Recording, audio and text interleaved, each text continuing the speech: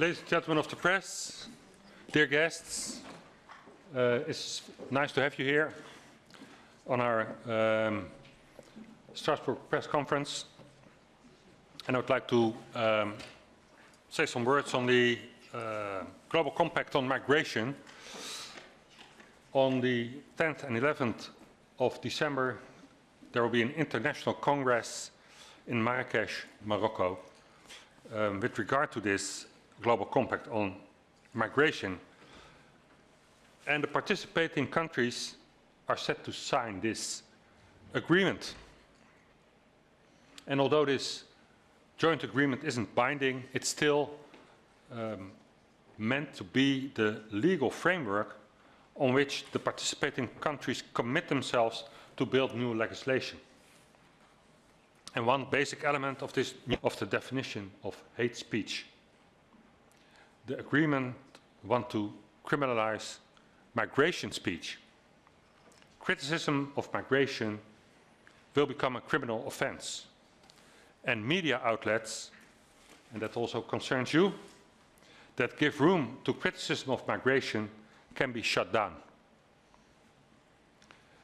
The Compact for Migration is legalization of mass migration. It's declaring migration as a human right. So in fact, it will become impossible to criticize Ms. Merkel's welcome migrants politics without being at risk to be jailed for hate speech. So this agreement, to our humble opinion, is a coup d'etat of pro-migrant liberal globalists. And it will greatly benefit multinationals. Because, you know, countries who import the third world will become the third world. And it's absolutely clear, and you all know that in third world countries, multinationals dictate the rules. It will become impossible to state that integration of migrants from Islamic countries in Western cultures is impossible. It will become impossible to mention the fact that mass migration deteriorates the Western welfare systems and the fact that mass migration leads to explosive surge of rape and murder. And this makes the timing of the Compact on Migration significant as we are heading towards elections of the European Parliament next year. With this treaty, the EU member states and the European Commission are destroying the political level playing field. It allows them to cut funding of migration critical political parties and silencing the political opposition. And to me, I would like to state this very clearly, the Tommy Robinson case in the UK is the first example to be set, and it will be an example that will follow, and probably during the elections, based on the Global Compact on Migration. So, that means the conclusion can already be that European Parliament elections will be rigged. And only the United States of America, Australia and Hungary have indicated not to sign this agreement. So we herewith urge every country that opposes mass migration to reject this compact. Thank you.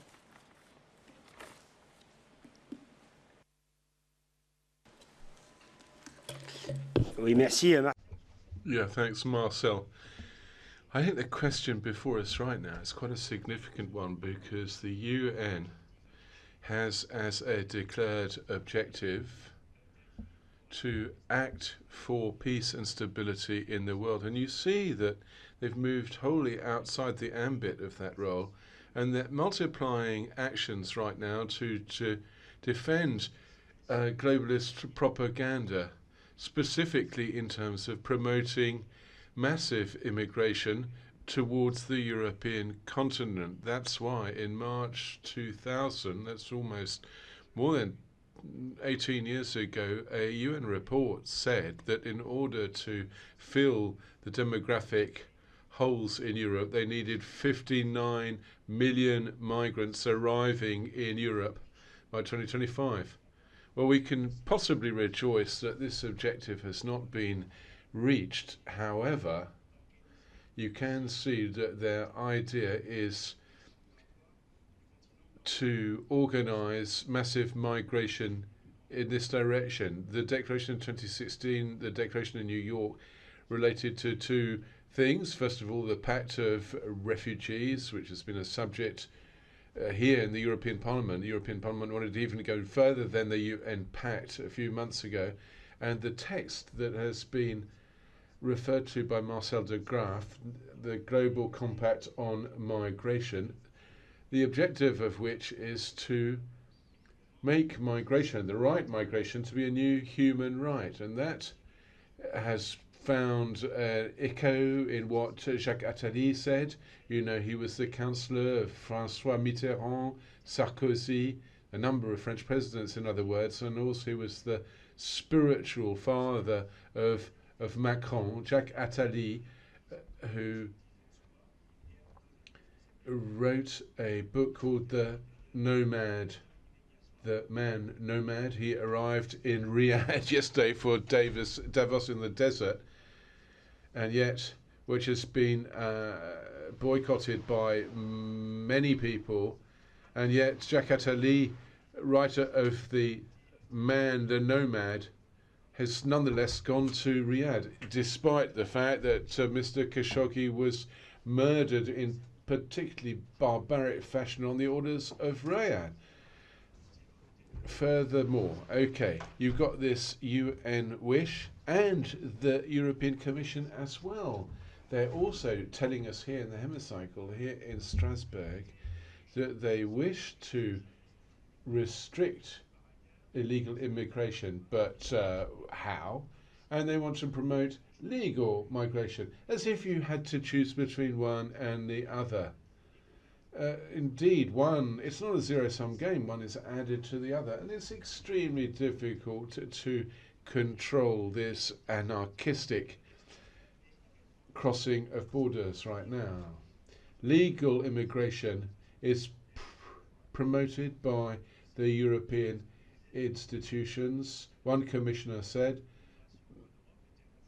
immigration was a moral imperative and also an economic imperative, a social imperative for our aging continent. So these are two prongs which are being developed by the UN and by EU. What's the moral argument? Well, they're war victims. A lot of them aren't fleeing conflict zones, but difficult economic situations. And the economic argument is, of course, that we will need this immigration here in Europe. Well, these are false news arguments. We are undermining what we are doing. We are brain draining their elites. And we are making that these people and our own people don't feel at home in their own homes and their own territories according to their homegrown values and customs. Of course this undermines things generally. And we are depriving ourselves of the means and capacities of doing anything over in their countries, because the cost of migration, which it's almost unlawful to try to estimate now, but it's tens of billions of euros. We cannot spend that money twice, and we can't spend that money in the countries at the source of migration. Of course, paying that aid has to be conditional on the mastery of migration flows towards Europe. So the demographic argument and obviously this idea of underpinning birth rates here in the European Union where it's too low and giving more money to families, of course, would enable us to renew generations without supporting those in favour of this massive migration. Of course, the UN's report is very worrying, but at the same time, I believe the credibility of the UN in migration questions has been seriously undermined. You can see that Trump has said he's not going to sign the pact. We have heard declarations of different heads of government, Hungary, Poland and Austria, saying that they weren't going to sign the pact either. And let me wind up by saying that the United Nations organization seems to be wholly colonized by those arguing in favor of Islam. Why do I say that? Well, recently the UN has asked France to abrogate its 2004 legislation saying that you can't wear a burqa on the grounds that it is undermining human rights. And yet we know that why do people wear burqas in the public? It's either worn by women who are suffering pressure from their surroundings, their family, or making a religious statement. One of these two reasons. In other words, it's not really a question of choice unless it is. So the UN is interfering increasingly in national policies which are wholly within the ambit of national sovereignty. They are globalist.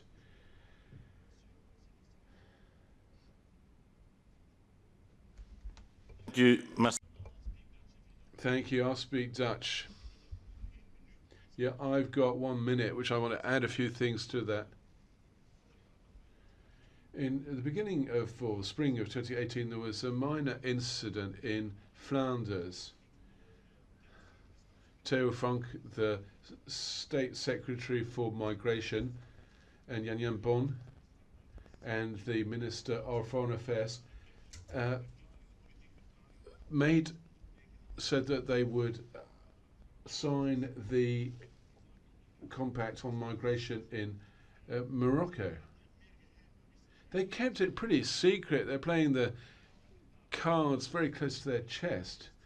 However, when it came out, there was a rather lively debate. First of all, Theo Franken, who is a bit like Berlusconi in Italy, and he said that he was against migration, but given that he wanted migration policy of the EU.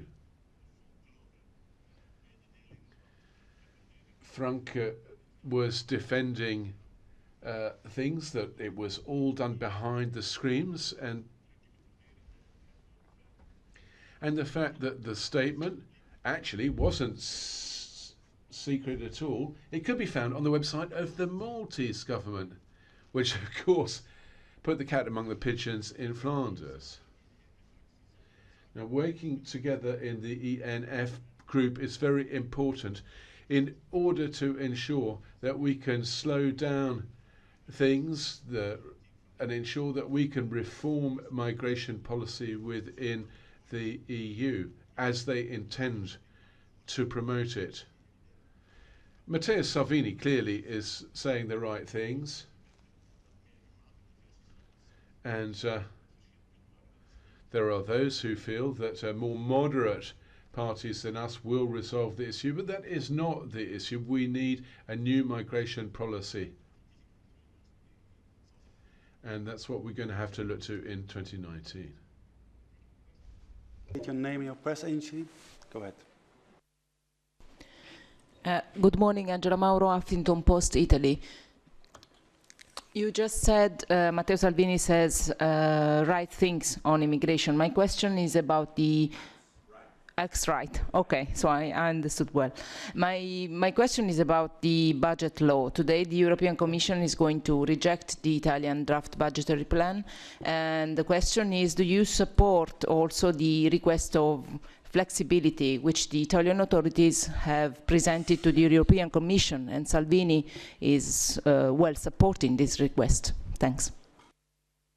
Well, budgetary policy is as a whole rejected by us. It is a mean to keep the Eurozone stable, or to try to keep it stable. But the principle of one size, one measure, one social economic policy over all over the European Union has always been rejected by us. So, of course, I'm very well placed of Italy, because Belgium also does. Apart from Italy, Belgium is asking for flexibility.